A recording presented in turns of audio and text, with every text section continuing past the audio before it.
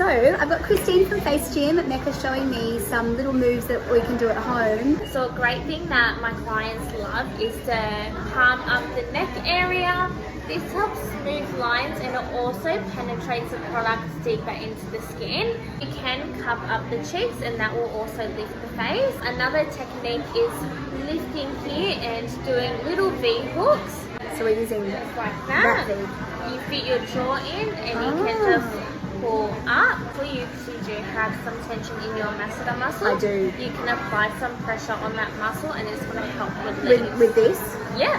So when you get to that, you can pull and apply pressure and it actually feels very nice. Feels so good. So great to relieve tension in the eye area for people that are on the computer all day. Yes. So pinching the eyebrow, applying lots of pressure, you can be quite firm. Yep. And that's how you're going to relieve the tension in the eye area. Lovely. Thank you so Great. much.